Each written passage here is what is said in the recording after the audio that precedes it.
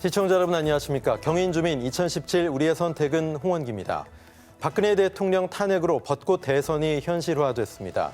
경인주민에서는 각 당의 대선 후보들의 정책을 검증해보는 시간 갖고 있는데요. 오늘은 김대중 대통령의 행동하는 양심과 노무현 대통령의 깨어있는 시민들의 위대한 힘을 바탕으로 정의로운 대한민국을 만들기 위해 나선 분이죠. 인구 100만 도시 고양시의 재선시장이신 최성 고양시장 모시고 말씀 나눠보겠습니다.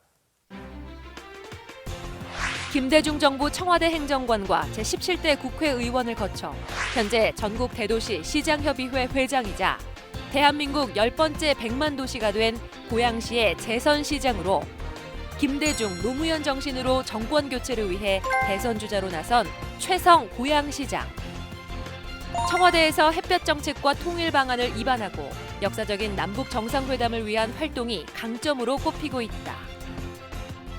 민주당 후보로 대선 출마를 결심하게 된 이유와 후보 토론회 후 지지도와 인지도 상승, 헌재 탄핵 결정 후 분열된 민심 통합 방안과 박근혜 최순실 게이트를 통해 얻은 교훈은 무엇일까? 또한 대기업 지배구조 개혁, 재벌 해체 등 재벌 개혁과 4차 산업혁명 거점 육성, 스마트시티 산업 육성, 청년 스마트타운 전국적 추진 등 청년 일자리 방안, 김대중 대통령식 포괄적 일괄 타결로 북핵 문제 해결과 북핵 대비를 위한 남한 핵무장론, 사드 문제로 불거진 중국과 갈등 해소 방안은 무엇인지, 민주당의 대선 주자 출사표를 던진 최성 고양시장에게 들어본다.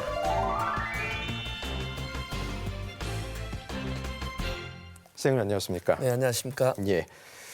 헌정사상 참 불행한 일이 발생했습니다. 박근혜 대통령 탄핵 심판 얘기부터 해볼 텐데요. 정치사의 초유의 일이잖아요. 어떻게 보셨습니까? 네, 우선 온 국민의 열망이었던 대통령의 국정농단에 대해서 헌재가 만장일치로 이렇게 탄핵을 인용한 부분에 대해서 일단 환영하고요. 이것은 정말 위대한 국민들의 승리였다 이렇게 봅니다. 그렇지만 한편으로는 대통령이 또 탄핵되고 또 한편으로 여러 또 이 어르신이 또 사망하는 이런 사태에 대해서 비통함을 금치 못하겠고요. 다시는 이런 비극이 나오지 않기 위해서는 정말 청렴한 대통령 그리고 삼성이라든가 이런 재벌로부터 권력형 부정부패로부터 자유로운 이런 대통령이 뽑혀서 정의롭고 정말 평화로운 대한민국을 만들어야 되지 않느냐 이런 생각을 하고요. 개인적으로는 또 80년 5월 고등학교 시절에 광주 민주화운동을 경험하고 60 항쟁 그리고 이번 광화문 촛불 광장에 있으면서 정말 대한민국이 민주주의와 인권을 위해서 위대한 국민들의 기대에 어긋나지 않는 그런 이 정치인들 또 차기 대선 후보가 선출되어야 되겠다 이런 막중한 책임감을 안게 됐습니다. 예, 헌재 인용에도 불구하고 전원일치였단 말이죠. 일부 친박 단체들 그리고 또 일부 세력들이 인용 결정에 대해서 불복한다 이런 얘기들 하고 있는데요. 어떻게 보십니까? 네, 우선 당장은 상당히 공황 상태이겠지만 사실은 우리 박근혜 대통령은 친박 진영에 큰 죄를 지은 거죠. 박사모라는 것이 결국은 박근혜 대통령을 정말 사랑하는 모임임에도 불구하고 박사모조차도 이렇듯 국정농단이 심할 줄은 몰랐던 것이죠. 네. 저는 일부 정치인들이 그런 이 현재의 국정농단 사태에 대해서 대통령조차도 국민들께 사죄를 하지 않은 입장에서는 자유한국당을 포함해서 소위 친박 진영에 있는 정치인들은 국민들께 사죄하고 특히 자유한국당 같은 경우는 당을 해체하고 정말 국회의원직을 사퇴해야 국민들의 마음이 풀리지 않을까 싶고요. 그럼에도 불구하고 보수 진영에 계시는 그런 국민들은 우리 정치인들이 또 이 지도자들이 품고 그분들이 꿈꾸는 그런 국가 안보 또 보수적 가치도 국민 통합의 흐름 속에서 함께 가야 된다 이렇게 생각을 합니다. 예, 이런 국면에서 책임이 없다고 할 수 없는 이 정치인들도 이 혼란과 국론 분열을 수습하고 책임져야 할 부분이 있을 것 같거든요. 정치권에서 어떤 노력을 기울여야 한다고 보십니까? 네, 지금 저희들이 접하는 위기적 상황은 한국 정쟁 이래 최대 위기를 알 수 있습니다. 대통령이 이제 이 유고된 상태이고 또 북핵 위기, 사드 위기, 경제 위기, 외국의 석학들은 한반도에 재앙과 같은 위기가 온다 할 정도로 심각합니다. 이럴 때 정말 정치권이 보수 간의 갈등을 유도하거나 또 당리당략에 따라서 또 대권 후보들이 자신들의 어떤 정치적인 야욕 때문에 그것이 개헌이 됐던 정계 개편이 됐던 어떤 논의든 표현하는 게 신중해야 된다고 보고요. 네. 저는 개인적으로 김대중 정부 시절에는 정말 IMF 외환위기 극복한 과정에서 청와대에 있으면서 그 외환위기 극복에 우리 주요 역할을 했었고요. 또 역사적인 남북 정상회담 역할을 했고 또 노무현 정부 때는 국회에 있으면서 잘 아시는 것처럼 그때도 탄핵이 또 진행돼서 극도의 혼란기였습니다.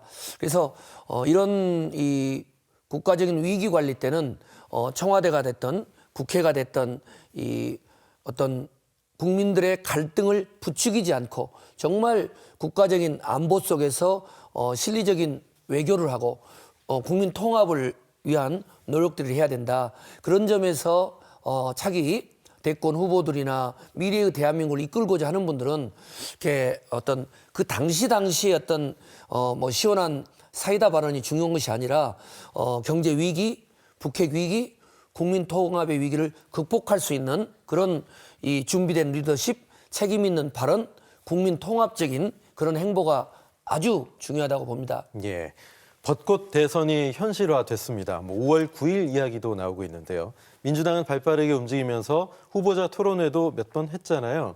우리 최성 시장님께서 이 초록색 창에서 검색어 1위를 하셨어요. 네.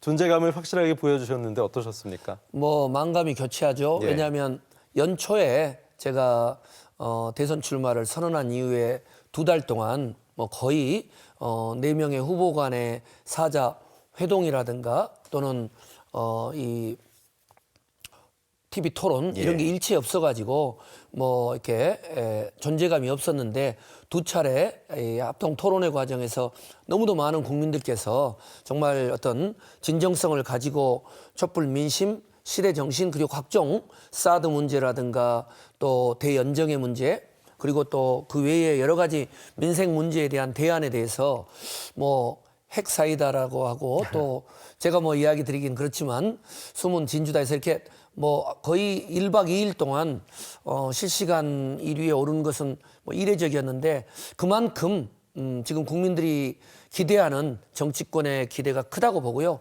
앞으로 있을 TV 토론을 통해서 정말 진정으로 대통령이 탄핵된 이후에 우리 대한민국이 어떻게 북핵 위기, 사드 위기 그리고 경제 위기를 극복하면서 통합의 길로 가고 그리고 여러 정말 힘든 자영업자들 또 어르신들 청년들 이런 일자리 문제 이런 데 대해서 그래도 제가 청와대 있고 국회의원도 했고 또 시장도 했던 경험으로서 이 좀 풍부한 국정 경험에서 오는 어떤 실생활적인 이런 공약을 제시를 하게 되면 뭐 더 사랑을 많이 해주시지 않을까 이렇게 기대하고 있습니다. 예, 앞으로가 더 기대가 되는데요. 네. 우리 최성 시장께서는 민주당의 1호 예비 후보시란 말이죠. 네.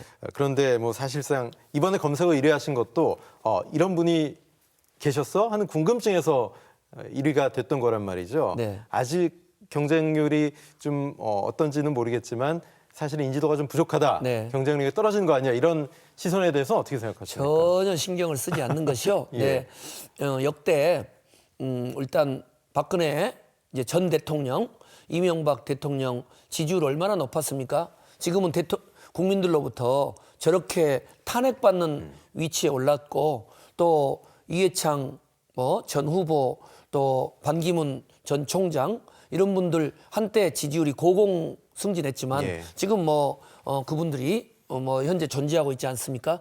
더구나 오히려 저는 이런 자리를 통해서 국민들께 호소하고 싶은 것은 약간의 지지율이 높고 약간의 인지도가 높는다고 해서 거기에 혹해서 선택하게 되면 나중에 그분들이 집권했을 때 나라의 꼴이 정말로 청렴하고 또 위기 관리를 해내고 국민들을 행복하게 해줘야 된다고 봅니다.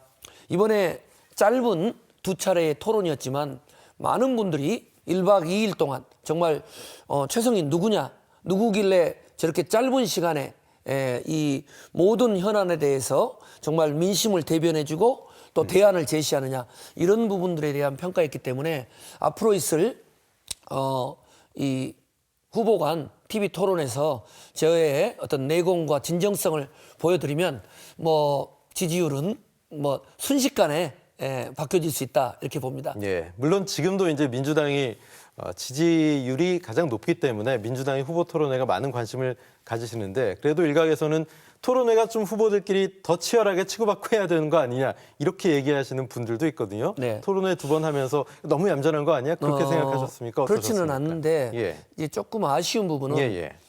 제가 김대중 대통령 당선되실 때 네. 안보 보좌역이면서 TV 토론 총괄 팀장이었습니다. 예. 전 이 TV 토론을 관장했기 때문에 조금 아는데요. 근거 없는 허위 사실에 기초한 비난, 네거티브는 절대 해서는 안 되고요. 그러나 그 후보의 범죄 경력이라든가 청렴성이라든가 또 어떤 정책적인 이런 비전, 또 거기에 대한 어떤 경제적인 세수 확보 방안, 이런 부분들은 철저히 검증이 되어야 되는데, 조금 아쉬운 부분은 일단 앞으로 진행될 TV 토론도 너무 시간이 제한되고 어떤 경우는 40초, 1분 동안에 답을 하게 하니까 충분히 검증이 안 되기 때문에 저는 박근혜 대통령의 탄핵 이후에 진행되는 앞으로의 후보 검증 토론회는 시간을 3시간 정도 충분히 갖고 후보 간의 자유 토론을 해서 국민들이 정말 청렴할 수 있는가, 또 이 재벌로부터 불법적인 정치 자금을 받지 않고 재벌 개혁을 할 수 있는가, 이런 부분들을 충분히 검증할 수 있는 시간이 필요하다, 이걸 강조드리고 싶습니다. 예, 좀 깊이 있는 검증을 할 수 있는 토대가 마련됐으면 좋겠다, 이런 말씀이시군요. 이번 토론을 통해서도 사실 좀 논쟁이 벌어지긴 했는데, 제가 서두에 행동하는 양심, 그리고 깨어있는 시민의 위대한 힘, 이렇게 말씀을 드렸는데, 소위 김대중 정신, 노무현 정신의 적통, 계승자라고 생각하십니까? 네, 그렇죠. 저는. 근데 이제 그것 때문에 논쟁이 벌어진 건 아니고 예. 우리 이제 안희정 후보께서 잘 아시는 것처럼 이제 소위 막 자유한국당, 어떻게 보면 박근혜 탄핵받은 박근혜 대통령과 같은 어떤 한 지붕 안에 살았던, 또 많은 촛불 광장에 나온 분들은 이번 국정농단 세력의 몸통이라고 할 수 있는, 공범이라고 할 수 있는 자유한국당하고도 대연정을 하겠다고 해서 제가 이제 그 부분에 대해서 이건 아니지 않느냐. 근데 본인이 특히 이제 뭐 김대중 대통령의 적자, 노무현 대통령의 적자를 이야기해서, 사실 이제 김대중 대통령의 경우는 뭐 제가 지금도 김대중 사상 계승위원장이고 네. 또 그분의 햇볕 정책, 통일 방안, 정상회담, IMF 이런 부분들을 건 20년 가까이서 모셨는데 거의 못 뵀었거든요. 그래서 어떤 근거로 김대중 대통령의 적자라고 하느냐. 핵심은 이 박근혜, 최순실 국정농단 세력인 자유한국당하고 또 구새누리당하고까지 대연정, 연립정부를 하자고 하면 그건 김대중 정신이 아니다. 그렇게 팔면 안 된다. 이런 취지에서 이제 문제제기라고 토론을 했는데, 뭐 본인이 언론에서 그렇게 쓴 거지 자기가 그렇게 내세우진 않았다고 해서 뭐 더 이상 논쟁은 않고 그러시냐고 이제 웃고 넘어갔습니다. 왜 안희정 지사가 대연정 얘기를 자꾸 한다고 생각하세요? 우선 이제 그분이 대연정만이 아니고 뭐 한일 위안부 협상에 대해서도 뭐 협상이냐 아니냐, 그리고 뭐 이렇게 좀 애매한 이야기를 하셨고, 또 선한 의지 발언도 그렇고, 네.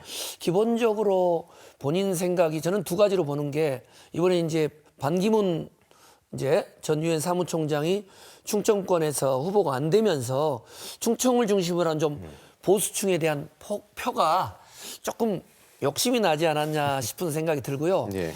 이제 또 하나는 다른 어느 방송사에서 앵커가 물었던 것처럼 당신 스스로가 여러 가지 재벌 또는 삼성 이런 정치자금으로부터 자유롭지 못한 과거의 경력들이 있다 보니까 그런 부분에 대해서 오히려 비슷한 좀 국정농단 또 정치자금법 위반 이런 상황에 대해서 좀 더 이렇게 호의적으로 가지 않았느냐 하는 의구심은 듭니다만은 어쨌든 뭐 본인은 또 선이었다. 당신이 즐겨 표현하시는 선한 의지였지. 뭐 이런 표현이라 앞으로 토론 과정에서 그것은 좀 더 명명백백해져야지. 많은 국민들이 지금 이렇게 분노 어린 상황에서 아무리 예. 탄핵됐더라도 이 국정농단의 구조적 뿌리고 아직도 그에 대한 이 책임이 전혀 규명되지 않는 상황에서 새누리당과 연정은 마치 해방 이후에 친일파 청산을 하지 못하고 또 박정희 전두환 정권 이후에 독재 청산을 하지 못하다 보니까 우리 사회가 공정성이라든가 정의로움이라든가 청렴이라든가 이런 게 아니라 그냥 권력 중심의 역사로 가버린 그런 문제를 안고 있기 때문에 안희정 후보께서 이 부분에 대해서는 아마 명료한 입장을 피력을 해야 될 거라고 생각을 합니다. 또 본인도 그렇게 예. 생각하고 계시는 것 같아요. 예. 최근에 김종인 전 비대위원장이 탈당을 선언하면서 다시 제3지대 그리고 빅텐트론이 고개를 들고 있거든요. 네. 대선 국면에서 어떤 변수가 될 수 있을 거라고 보시는지요? 네, 저는 큰 변수가 되지 않을 거라고 보고요. 이제 특히나 촛불 정국 이후에 지금의 민심은 첫째는 박정희 군부 권위주의 정권 시절부터 박근혜 현 정부에 이르기까지 너무도 정말 정경유착 또 국정농단 이런 부분들에 대해서 정권 교체를 해야 된다. 이런 여론이 70~80%고요. 또 그 정권 교체 세력은 좀 개혁 진영이 진정으로 정의롭고 또 평화 또 어떤 사회적인 개조 또 청렴성 이런 부분을 강조하고 있는데 지금 제3지대론이라든가 정계 개편은 특정인에 대해서 아마 뭐 문재인 후보겠죠. 그분에 대한 어떤 거부감 반대로 뭐 반기문 후보로 연결했다가 또 뭐 누구로 연결했다가 이렇게 이합집산되면서 나온 안이 뭐 이원집정부제, 내각제, 삼지대, 소연정 이렇게 나오기 때문에 오히려 실패할 가능성보다는 국민들로부터 냉혹한 평가를 받을 가능성이 높고 그러다 보니까 그 삼지대를 이렇게 그 선호하는 정당이나 후보들이 의외로 지지가 낮습니다. 그걸 잘 읽어야 된다고 봅니다. 예, 그렇군요. 뭐 지금 잠시 언급을 해 주셨습니다만 개헌 관련된 그런 용어들도 나왔단 말이죠. 계속해서 미국 연방제 수준의 자치분권 개헌을 시장이 말씀하고 계신데 개헌의 시기나 방법 어떤 틀을 봐야 된다고 보시나요? 이번에 박근혜 대통령의 국정농단이 사태가 벌어지면서 네. 많은 분들이 제왕적 대통령제를 그 폐단을 이야기를 하는데 맞습니다. 너무 대통령이 권한을 많이 가지니까 이걸 분산시켜야 된다. 근데 지금 정치권은 또 대선 후보들은 뭐에 관심 있냐? 권력 구조에만 관심 있는 거예요. 내각제, 이원집정부제. 그래서 내가 거기서 총리를 할까?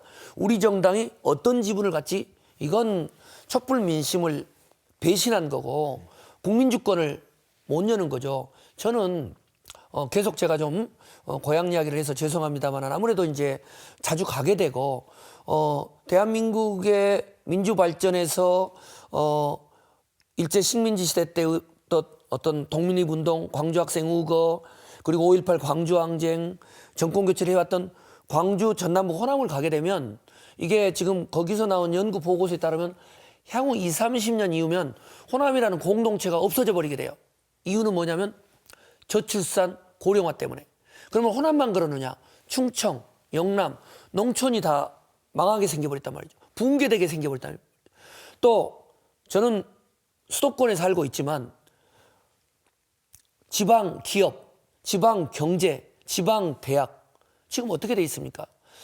그러기 위해서는 정말로 미국 연방제, 다시 말해서 외교, 국방, 통일, 그리고 치안 아주 중요한 중앙정부가 갖는 권한 외에는 과감히 자치분권 개헌을 해서 지방정부에 주면 지금 박원순 우리 시장님, 또 안희정 지사님, 우리 이재명 시장님, 저 최성, 지방정부에 있는 수장들이 지금 어느 대통령보다도 더 잘 이끌어오고 있지 않습니까? 그래서 이것이 답이다. 그리고 그렇게 될 때 광장에 나온 대통령보다도 시장보다도 더 유능하고 열정적인 창조적인 시민들이 직접 주민자치적인 참여를 할 수 있다. 이렇게 보고요. 그 시기는 내년 지방 선거 때 국민투표를 통해서 이루어지고 권력구조의 형태는 저는 4년 중임제와 책임총리제 그리고 자치분권이 돼야 된다. 일각에서 나오는 3년 원포인트는 지금 5년 단임제 대통령을 했어도 한 1년, 2년만 하면 다음 대통령이 누구냐 해가지고 레임덕 현상이 나오는데 3년 하게 되면 그럼 뽑힌 날부터 이제 다음 대통령은 누구냐 하고 그 권력을 나눠먹는 쪽으로 이전 투구가 될 거다 이렇게 봅니다. 예. 사실 이번에 박근혜 전 대통령 파면 이후에도 헌재 결정을 해서 가장 인상적이었던 것이 헌법 수호의 의지가 보이지 않는다였거든요.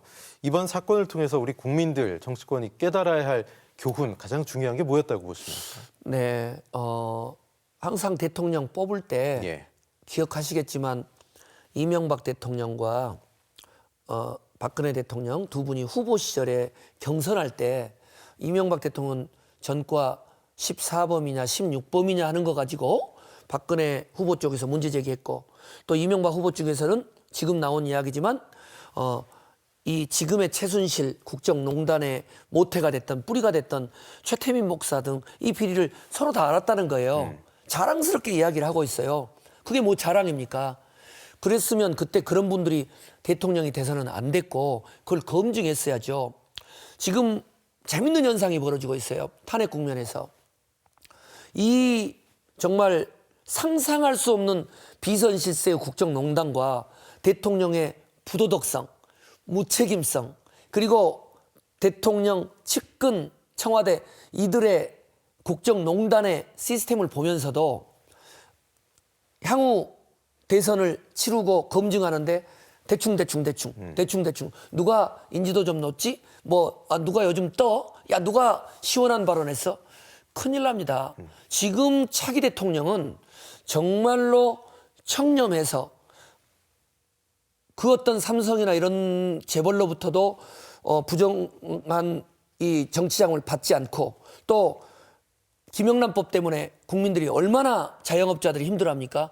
자기 자신이 그분들에게 청렴 대통령이 떳떳할 수 있는 청렴성과 도덕성을 가지면 국민들을 설득해낼 수 없습니다. 예, 말씀하셨듯이 이번 국정농단 사태를 통해서 지도자, 특히 대통령의 청렴성, 얼마나 이 극도의 청렴성이 요구되는지 이게 너무나 잘 알았는데요. 시스템을 말씀하셨는데 이 청렴성을 검증할 수 있는 시스템은 어떤 것들이 현실적으로 있을까요? 네, 우선은 1차적으로는 후보 간 토론을 통해서 근거 없는 네거티브가 아니라 이미 공중파라든가 또 뭐 SNS상에서 나온 그런 여러 가지 제가 이번에도 이제 TV 토론에서 제안했던 것은 인터넷상에 전과 6범이니 전과 4범이니 또 이런 사적으로 재벌로부터 받았니 이렇게 된단 말이죠. 그래서 그 부분들을 저는 당에 서류를 제출할 때 최종 판결문까지 포함한 이제 이 범죄 경력 증명서를 내고 또 병역 증명, 재산 신고,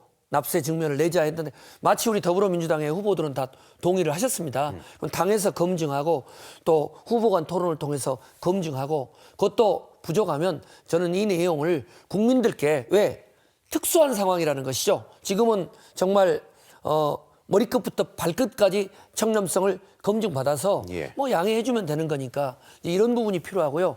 또 대통령이 된 이유는 고위공직자에 대한 이 비리 수사처라든가 또 범법자, 권력형 부정부패에 연루되거나 또 여러 가지 공직으로서는 납득할 수 없는 그런 범죄를 누범을 저질렀을 경우는 공직에서 연구 배제하는 이런 입법화를 해야 아니 김영란법을 제정해가지고 고위공직자들 돈 처먹는 걸 잘 감시 감독하라고 했지 화훼업자들이나 자영업자들을 일할 수 없을 만큼 이렇게 어렵게 하라는 게 없지 않습니까? 그런 이유는 아니지 않습니까? 네. 그래서 이런 이 대통령 후보 또 고위 공직자들에 대한 철저한 청년 관련한 입법을 제정해야 될 필요가 있다 이렇게 봅니다. 예.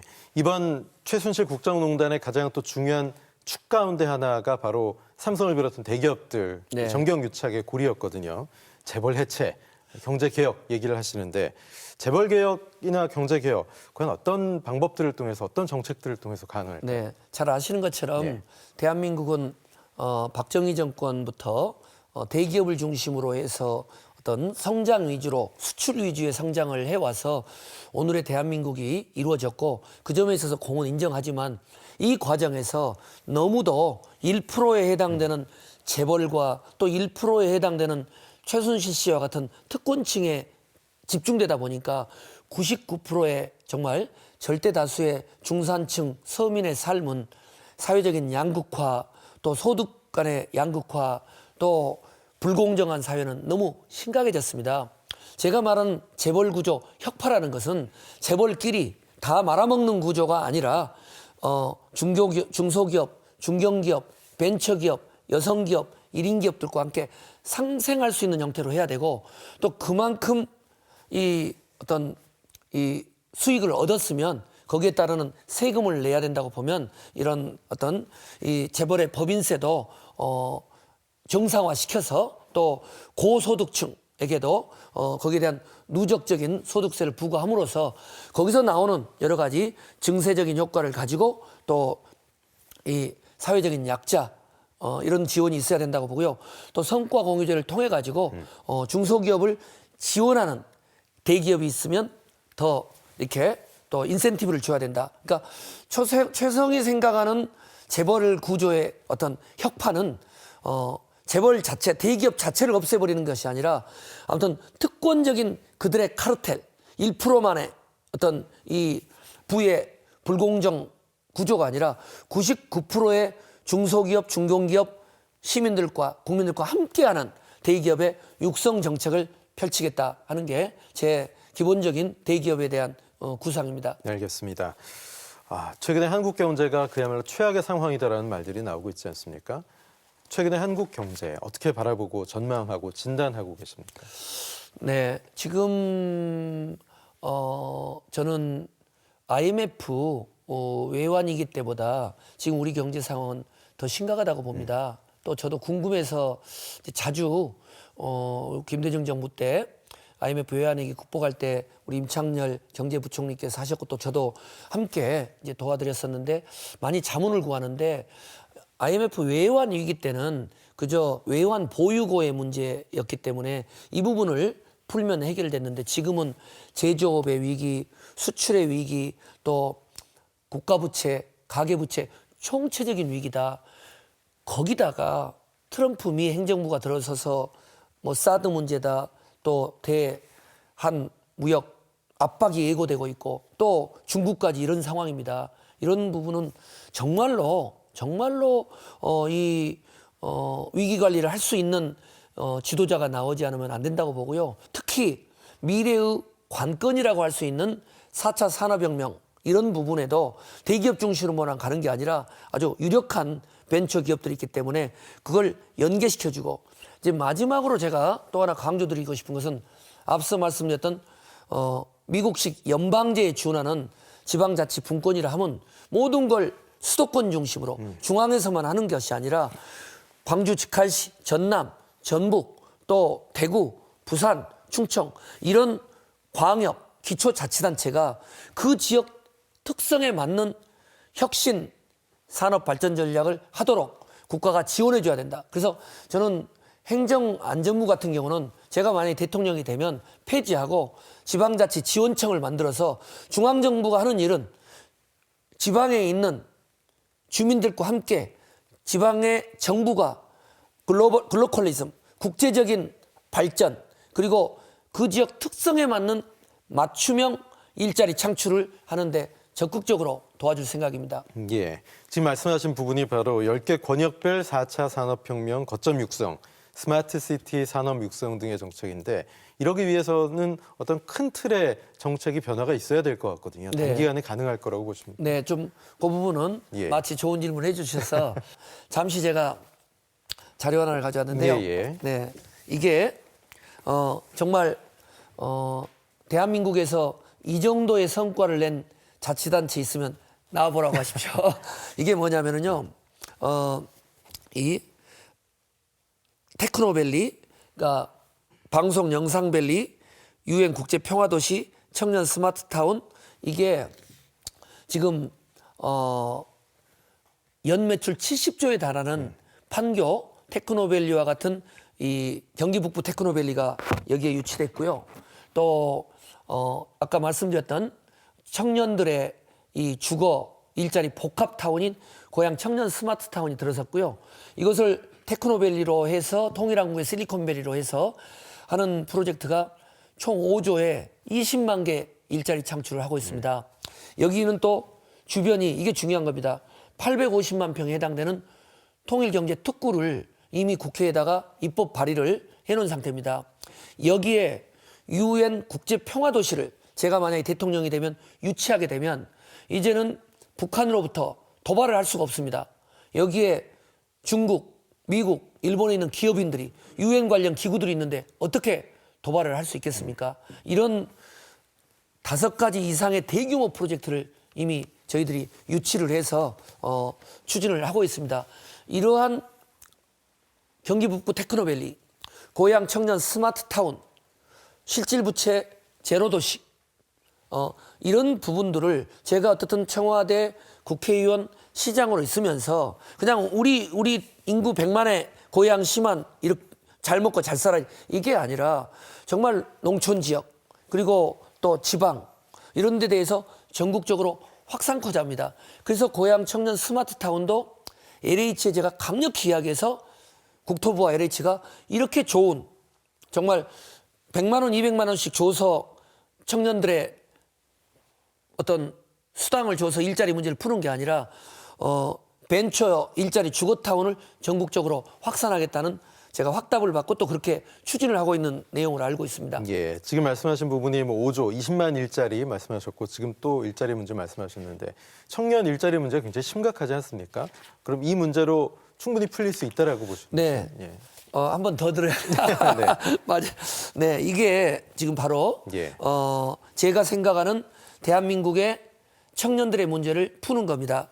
이게 지금 아까 말씀드렸던 청년 맞춤형 단지, 신혼부부 단지, 예. 교육 단지, 청년 벤처 단지, 문화복지 단지, 그리고 조금 전 말씀드렸던 유엔 국제평화센터 이런 구상인데 이게 바로 청년 문제는 단순한 수당이 아니라 청년들의 일자리, 벤처 이런 게 함께 망라돼야 되는 것이죠. 네. 그래서 이런 공간에서 20만 개의 일자리 창출이 나올 때 청년들이 중심된 역할을 하게 되는 거고 또 자치단체, 지방정부, 중앙에서도 청년들을 지원할 때는 100만 원, 200만 원 지원하는 것도 좋죠. 그런데 재벌 아들에게도 100만 원 주는 게 무슨 의미가 있고 연봉 1억이 넘는 분한테 100만 원 주는 게 무슨 의미가 있겠어요. 알바, 청년 대학생, 그리고 또 실업자,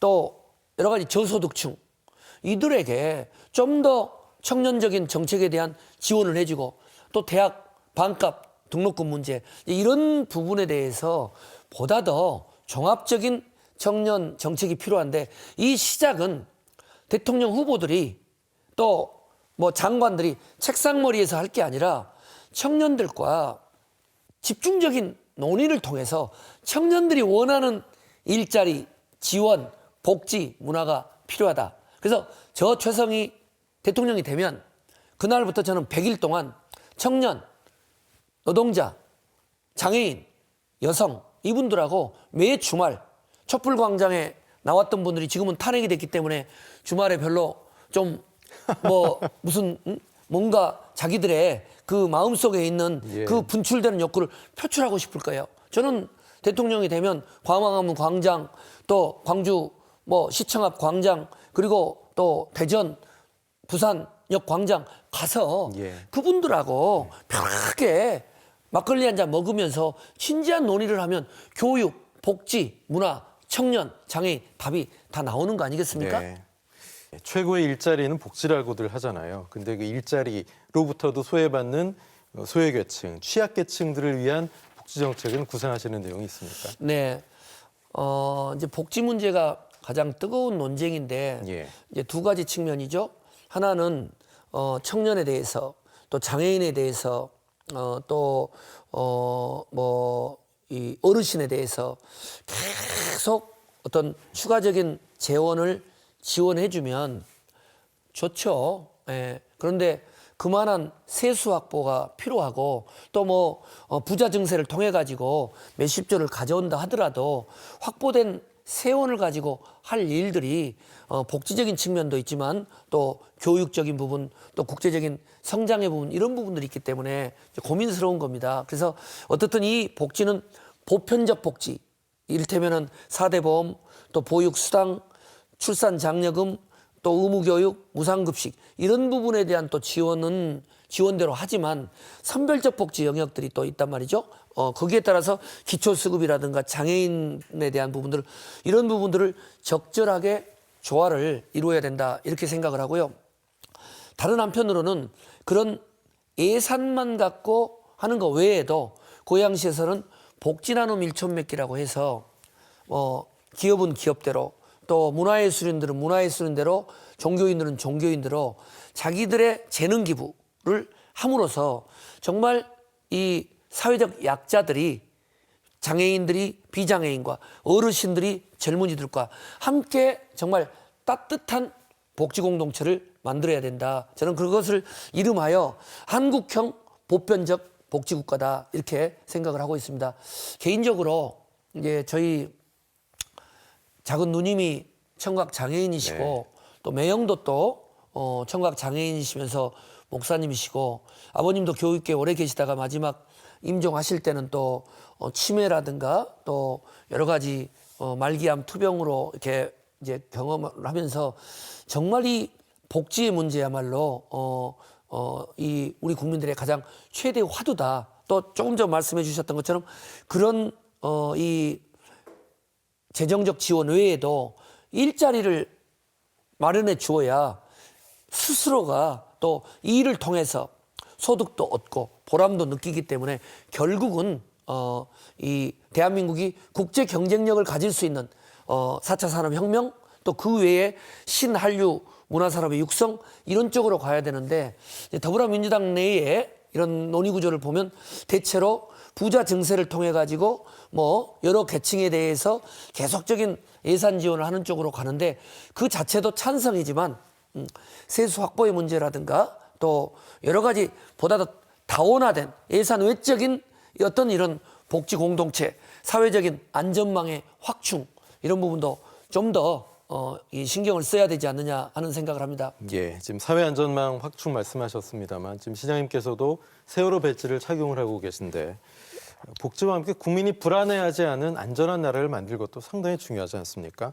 국가 통합 위기 관리 시스템을 혁신하기 위해서는 어떤 방법이 유효하다고 보십니까? 지금과 같은 대한민국의 위기관리 체제면은요 제2의 제3의 세월호는 예비돼 있고요. 네.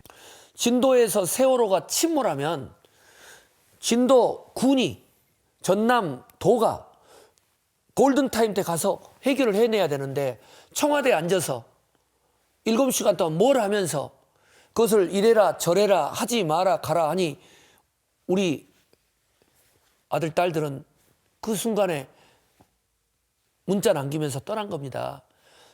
이 재난 긴급 위기 관리의 70% 80%는 지방 정부에 주고 그러나 예산을 주고 조직을 줘야 될 거 아니겠습니까? 그런 면에서는 정말 차기 대통령이 되게 되면 이 재난 위기 관리 시스템이 필요하다. 또 한편으로는 지금 김정남 피살, 또 IS 테러, 그리고 진행되고 있는 지금 한반도의 위기적 상황, 이 위기적 상황에 국가안보 위기관리 시스템을 최순실한테 맡기겠습니까? 안 되는 거죠. 이 부분을 정말 체계적으로 관리하고 시스템을 개혁해야 되는데 이걸 한두 달, 1, 2년 뭐 교수분들한테 공부해서 되는 게 아닌 것이죠. 그래서 이 준비되고 검증되고 풍부한 국정 경험을 가진 대통령이 나와야 된다. 그래서 감히 제가 청렴성과 이런 위기 관리 능력을 가지고 우리 훌륭한 후보들하고 좀 아름다운 경선을 해보겠다 하는 게 제가 나오게 됐던 또 가장 중요한 이유 중에 하나입니다. 만에 하나 제가 고양시장으로 또 삼선시장으로 편하게 있는 동안에 이 대한민국 코가 세월호처럼 경제 위기 때문에 침몰하거나 사드 문제, 북핵 문제 잘못 다뤄서 미국에서 선제 공격해서 한반도가 전쟁의 참화 속으로 갈 때 나는 우리 아이들에게, 우리 시민들에게, 국민들에게 뭐라고 말할 수 있겠습니까? 예, 지금 말씀하신 부분 중에 잠시 언급된 부분인데 우리를 위협하는 가장 큰 또 위협이 북핵 문제 아니겠습니까? 네. 미국이 즉각적으로 사드 배치를 전격화하면서 일부 장비도 들어오고 있는데 과연 이것으로 해결이 가능한지 또 이 네. 문제는 어떻게 풀어야 된다고 보시는지 네. 말씀하시는 것이 김대중 대통령식의 포괄적 일괄 타결이거든요. 네. 설명해 주십시오. 이제 제가 이제 우리 국내 정치에 있는 여러 정치인들, 특히 대권 후보들이 하시는 말씀들을 보면 한심해요, 한심해. A 후보는 평양 먼저 간다고 하면 B 후보는 나는 미국 먼저 간다고 하고 있고 사드 어떠냐고 하면 나는 찬성이요, 반대요. 사지선다도 아니고 둘 중에 하나 택하고 있어요. 저는 개인적으로 사드 반대예요. 북한의 핵무기를 막을 수 있는 전혀 군사적인 기술적인 자위력이 없고 또 그거 배치됨으로써 중국과의 심각한 무역 분쟁이 생기게 되는 거고 더구나 사드가 배치되면서 중국이 러시아, 북한하고 3자 동맹을 만들어서 북핵 포기 전선이 크게 무너져 버렸어요. 그런데 그럼 어떻게 할 거냐? 나는 무조건 반대한다고 할 거냐? 이미 박근혜 대통령이 탄핵됐지만 박근혜 정부 하에서 트럼프 행정부하고 사드 시설까지 들어와 버렸어요. 그럼 어떻게 할 거예요? 제가 대통령도 아닌데 이미 존재하고 있는 상황이 있단 말이에요. 그러면 하루속히 민주당 지도부가 야당이긴 하지만 워낙 박근혜 정부의 국정농단이 심하니까 추미애 대표가 박미 대표를 이끌고 미국으로 날아가서 트럼프 행정부의 고위 관계자를 만나고 미 의회를 설득하고 미국에 있는 언론인 클럽에서 호소를 하고 그렇게 해서 사드 문제는 결국은 북한의 핵 문제를 풀려고 하는 거 아닙니까? 그렇다면 북핵 문제를 풀기 위해서 사드 문제 또 주한미군 방위비 문제 한미 FTA 문제, 한미동맹의 문제를 진지하게 논의를 하십시다. 라고 해서 포괄적인 일괄 타결을 하고 또 중국으로 날아가서 사드 문제는 결국은 미중 간의 문제인데 이것을 한국에 대해서 무역 압박을 하는 건 이것은 결국 국제법에도 위반될 뿐 아니라 우리도 좌시하지 않겠다. 이런 목소리를 내서 결국은 실리에 따른 국익 외교를 해야 되는데 박근혜 정부는 미국의 사드 포대 뒤로 숨어버리고 또 야당은 대선 끝나면 새 정부 출범하면은 그때 가서 보겠다라고 하면 이미 다 끝나버린다는 거죠. 이 제안을 제가 워낙 현안이 급하기 때문에 저희들 1차, 2차 토론 때 공개적으로 제안했고 네. 또 촛불 광장에서는 추미애 대표께 이야기했더니 긍정적으로 검토하겠다는데 지금이라도 빨리 더불어민주당이라도 제대로 된 수권 정당이 초당적인 외교의 중심을 보여야 된다. 만약에 그런 흐름이 된다면 저는 경선 중에라도 제가 합류해서 제가 가지고 있는 미국, 중국, 국제적인 여러 인맥들을 활용해서 도움을 드리고 싶다 하는 겁니다. 알겠습니다.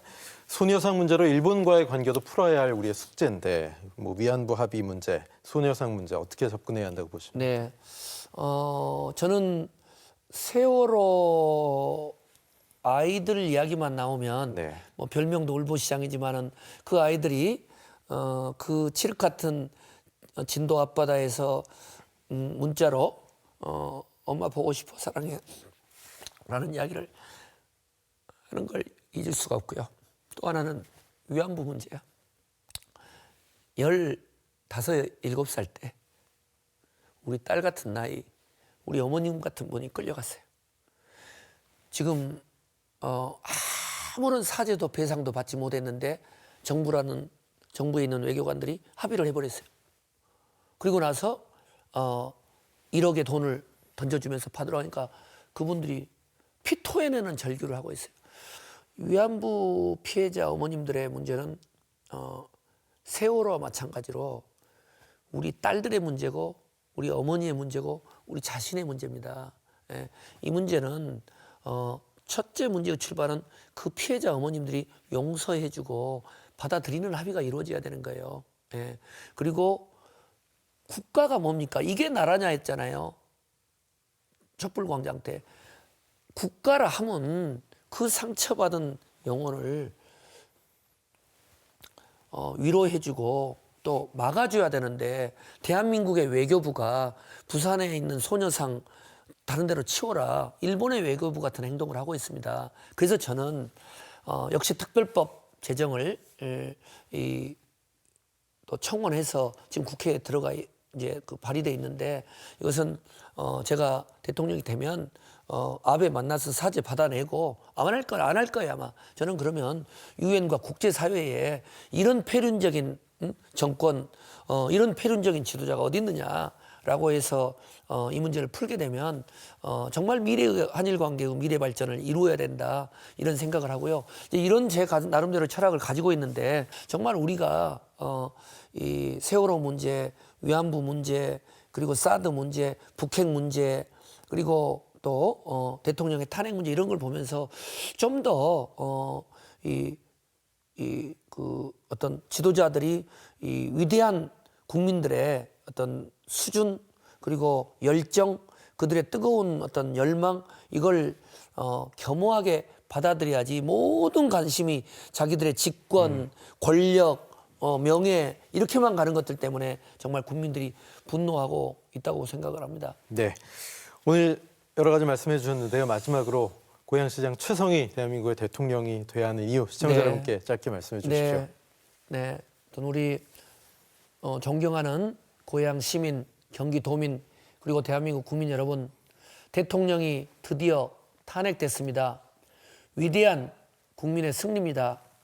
저는 광화문에서 고3 수능생들이 정말 이런 나라에서는 못 살겠다. 정말 공정한 나라 좀 만들어 주십시오 하는 그 프랭카드를 보면서 눈물을 흘렸습니다. 세월호 아이들이 떠올랐습니다. 대통령 탄핵된 이후 대한민국 정말 삼성이나 이런 재벌로부터 불법적인 정치자금 받지 않고 측근 비리, 친인척 비리 없는 정말 청렴한 대통령 뽑아야 됩니다. 그리고 지금 우리 한반도는 북핵 위기, 사드 위기, 중국의 무역 압박 위기 정말 심각합니다. 이 위기를 극복할 수 있는 그런 경험 있는 대통령이 나와야 된다고 생각을 합니다.